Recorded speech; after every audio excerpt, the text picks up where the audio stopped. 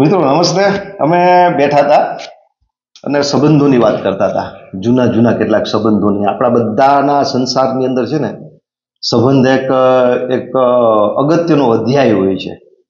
આપણે એમ કહીએ સંબંધો સુકાઈ ગયા, વસુકી ગયા, અને એમ લાગે કે એ સંબંધ એટલે સંબંધ, એમ દિલો જાનનો સંબંધ બંધાઈ જાય.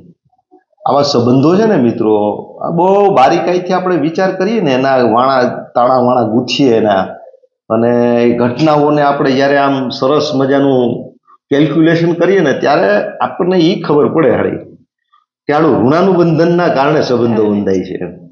ઘણી વખત આપણને એમ હોય કે આપણો આડોશી પાડોશી મિત્ર કે કોઈ પણ, એ આપણા સાથે કાયમી હોય, નજર આપણી આપણું વિશ્વ હોય, આપણા વિશ્વમાં એક માણસ હોય, એક સંબંધ હોય, આપણા વિશ્વમાં હોય પણ આમ ખૂણાનો હોય, મળતા હોય ખાલી.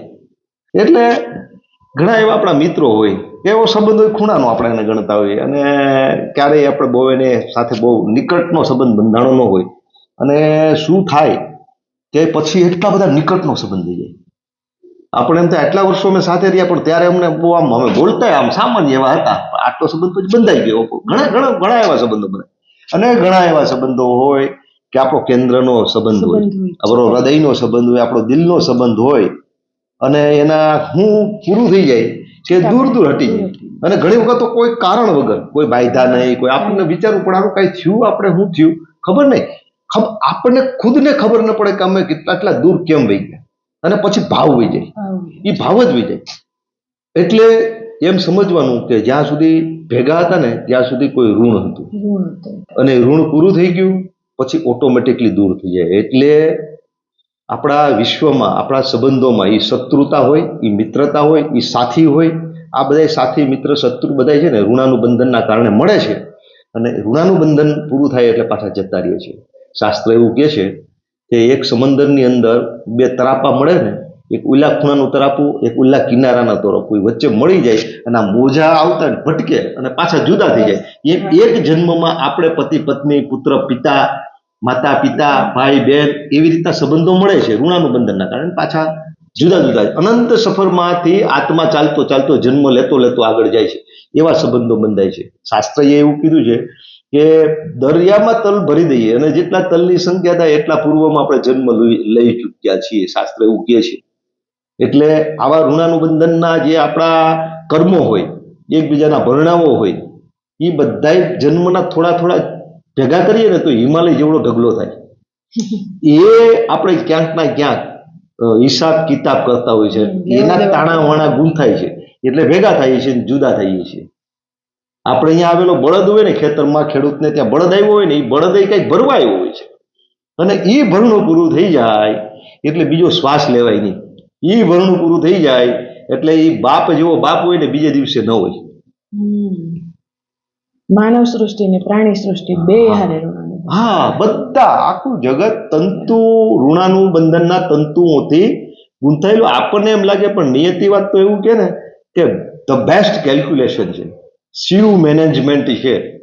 હું ને તું મળ્યા છીએ ને, એમને નથી મળ્યા, અકસ્માત થાય, પણ એને મળવાનું હોય, એના ઋણ હોય પૂર્વના, એટલે ભીડની વચ્ચે પણ એ ભટકી જાય, મળી જાય. સમજાણું? અને એમ લાગે ને કે આ હવે કોઈ દી સંબંધ નહીં છૂટે, એવો સંબંધ. હું લોહીના સંબંધની વાત નથી કરતો, આપણા એમને સંબંધ બંધાયેલા હોય છે. એ સંબંધ પૂરો થઈ જાય ને એટલે એમાંથી શ્વાસ વહી જાય, સુવાસ વહી જાય, ભાવ વહી જાય, એ સંબંધ દૂર દૂર વહી જાય. હવે વિચાર કરવાનું હોય એમ જો ને, આપણે કેટલી મહેનત કરીએ, આંખ બંધ થઈ જાય. ઘણી વખત એવું મેં જોયું છે કે આપણે એમ થાય ને કે આ વિષયમાં મેં આવી ભૂલ કેમ કરી. ઘણાને એવું થતું કે આ દેખાવું નહીં, પણ એ સંબંધ બંધાવાનો હોય ને એટલે આંખ બંધ થઈ જાય, બુદ્ધિ બંધ થઈ જાય, અને ખરાબ હોય સારું દેખાય, અને એ સંબંધ ન બંધાવાનો હોય તો હાથ સારું હોય ને તો એને ખરાબ જ દેખાય. પછી પાછળથી ખબર એ સારા હતા. એટલે ઋણાનુબંધનના સંબંધો બહુ આવું ઝીણું ઝીણું આપણે જોઈએ ને વિચારીએ ને, એટલે આપણને એમ થાય કે આ ઋણાનુબંધન જેવું કંઈક છે. ક્યારેક ઘણા એવું માનતા ન હોય ને કે ભાઈ આવું થોડું હોય એમ નહીં, આવી બારીકાઈથી આપણે વિચારીએ, ટોચથી વિચાર કરીએ ને આપણા સંબંધો હોય છે. મને તો ઘણી વાર આપણા જીવનના, તને મને ખબર છે, એવા કેટલાય મિત્રો સાથીઓ હતા, અને એવું નથી કે એનું મૃત્યુ થઈ ગયું. મૃત્યુ થઈ જાય ને છૂટી જાય એવી રીતના પણ એક ઋણાનું બંધન પૂરા થાય છે. અને એક સંબંધો એવા હોય કે સામે હોય, સામે હોય. સામે રહેતા હોય હા.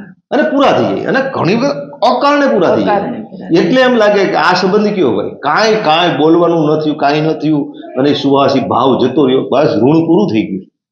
અને આ આપણે જોઈ શકીએ, આપણા સંબંધોમાં જોઈ શકીએ, આપણા શાસ્ત્રોમાં તો એવા ઘણા બધા ઉદાહરણો હોય છે. ઉદાહરણો છે. સમજાણું? અને કર્મ અને ઋણ એ એક સિક્કાની બે બાજુ હોય છે. અને એ થાય એટલે થાય, અને ગમે એવું મીરખાનું હોય ને તો એનો ઋણનું એનું હોય ને પૂર્વનું કે આના કાંટો કાઢવાનો છે, એટલે ભેગો થઈને કાંટો કાઢીને વહી જાય, ખબર ય ન પડે. સિકંદર હતો એ ઓલા આમ નીકળો દિગ્વિજય, જગત વિજેતા, હા. અને પેલા તીર કામઠા વાળા હોય અને તીરથી વિંધી નાખ્યો ને મારી નાખ્યો. એને કઈ ગણી કાઢી છે ને સિકંદરે એની ગયા જન્મે કે આ એને ભટકી ગયો પાછું. એટલે એ બધું તો જબરજસ્ત છે. આપણા શાસ્ત્રોમાં જ નહીં, આપણે સામાન્ય અત્યારે આ બધું જોઈએ ને, સમાજની અંદર કિસ્સાઓ બનતા જોઈએ ને, તો એમાંય આપણને ઘણી વખત એવું દેખાય.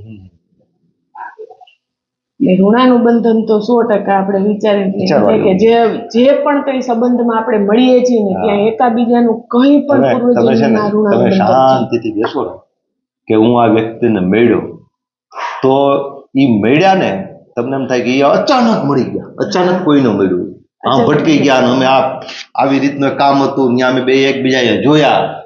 એ કામની ગોઠવાણું હોય, ઋણાનું બંધને ગોઠવું હોય, તમને બેને હામાં ભટકાવ્યા હોય, ભેગા કર્યા હોય, લમણે લખાયેલું હોય, એ જ આવે છે. સ્ક્રિપ્ટ વચાય છે, નિયતિ વાત છે, શિવ મેનેજમેન્ટ કરે છે. સ્ક્રિપ્ટ એક શબ્દ ચૂકતો નથી, એ પ્રમાણે જ ચાલે છે. એ પ્રમાણે ચાલે. સરસ મિત્રો, અસ્તુ, જય હિન્દ, જય ભારત.